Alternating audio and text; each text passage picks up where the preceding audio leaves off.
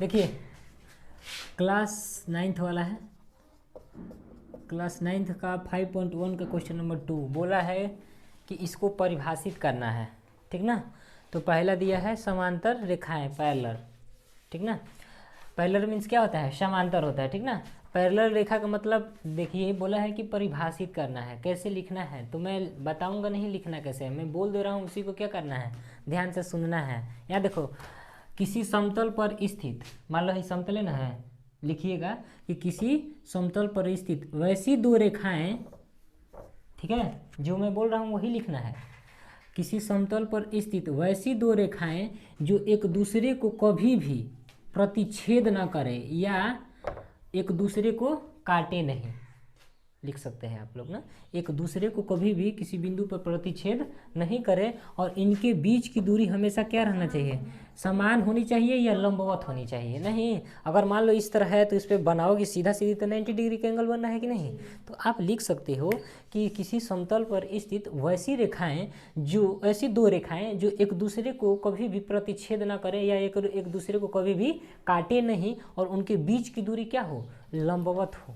याद आया, हो गया, बोल देना। दो रेखा है, कभी एक दूसरे को काटेगी नहीं, हमेशा लंबवत बनाती है, उसको क्या बोलते हैं, समांतर रेखा कहते हैं, ठीक है। अब देखते हैं अगला, याद हो गया ना जी, हमारे कौन जो बोले हैं वही लिखना है।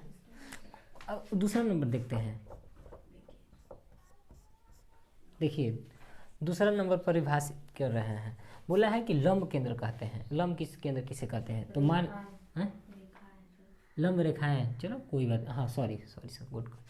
ये लंब रेखाएं कहने का मतलब है ना कि ये एक रेखा हो गया और एक ये रेखा हो गया। अगर इस पर हम लंब डाल देते हैं तो कितनी डिग्री का कोण बनता है, 90 डिग्री का कोण बनता है। तो आप लिखिएगा कि वैसी दो रेखाएं जो एक दूसरे पे क्या हो, स्थित हो, मतलब ये वाला इस पे स्थित है कि नहीं, ये वैसी रेखाएं, वैसी दो रेखाएं जो एक, हाँ दो नहीं है, देखो इसको मिटा दिया तो दो रेखा नहीं हो गया।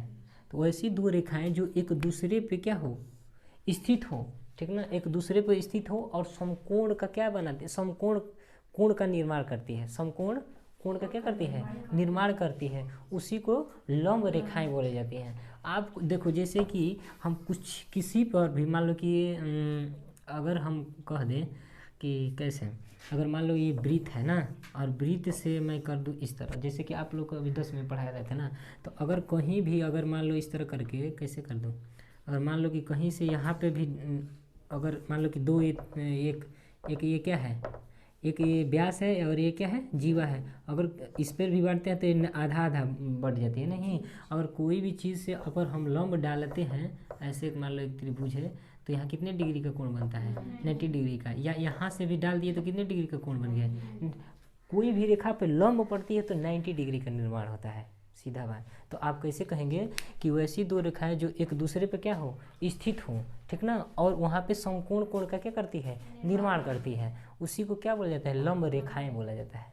कोई भी चीज़ पर लंब डालो वहाँ किस चीज़ का निर्माण होती है, 90 डिग्री का निर्माण होती है, ठीक ना। तो बोल सकते हैं कि वैसी दो रेखाएं एक दूसरे पे क्या हो, स्थित हो और 90 डिग्री का एंगल बनाती हो, यानी समकोण कोण बनाती है, उसी को क्या बोला जाता है, लंब रेखाएं। या इतना बस याद रखे रहना, ये बतिया बोलना, ऐसी दो रेखाएं जो एक दूसरे पे क्या हो, स्थित हो और उस 90 डिग्री का क्या बनाती हो, कोण बनाती हो, बस हो गया। उसी रेखाएं को क्या कहते हैं, लंब रेखाएं कहते हैं।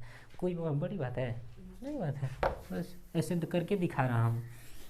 ऐसे लिखूंगा तो समय आपका नुकसान होगा, बात को, मेरे बात को रिकॉर्डिंग हो रहा है, सुन सकते हो, लिख सकते हो, आपको मतलब वो नहीं।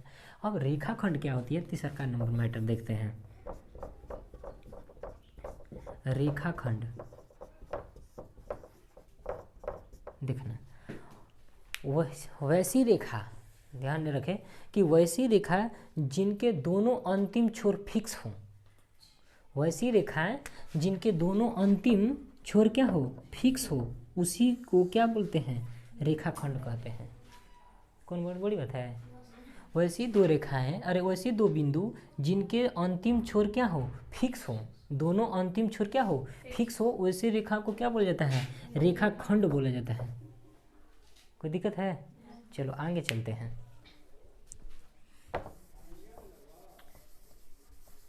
अब देख लेते हैं चौथा नंबर, बोला है कि वृत्त की त्रिज्या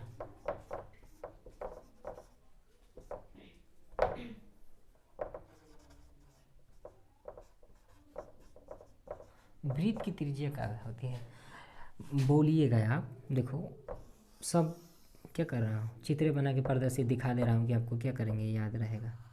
अरे भैया रे, बन गया जी तुम्हारा? गुड। गड़बड़ है, गड़बड़ इस है कि वृत्त अच्छे से नहीं खींची हो। कौन सा? ये कहीं पर चढ़ा दी हो। हमारा कभी देखो तो उस वृत्त कभी बनाया है, फिर से बनाओ। देखो यहाँ बोला है कि वृत्त, देखो कैसे किसे कहते हैं त्रिज्या। मान लो ये वृत्त का क्या है, केंद्र है।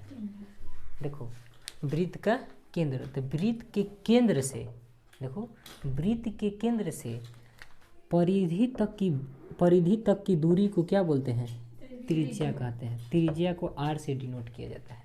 बोलिएगा कि वृत्त के केंद्र से परिधि तक की बीच की दूरी को क्या कहते हैं, वृत्त की त्रिज्या कहलाती है। ठीक है, कोई दिक्कत? तो पिक्चर सहित बता देता हूँ कि आपको याद रहेगा कि वृत्त की केंद्र से परिधि तक की बीच की दूरी को क्या कहलाता है, त्रिज्या कहलाती है। ठीक है, तो इसे भी मिटा देते हैं। अब हम देख लेते हैं वर्ग।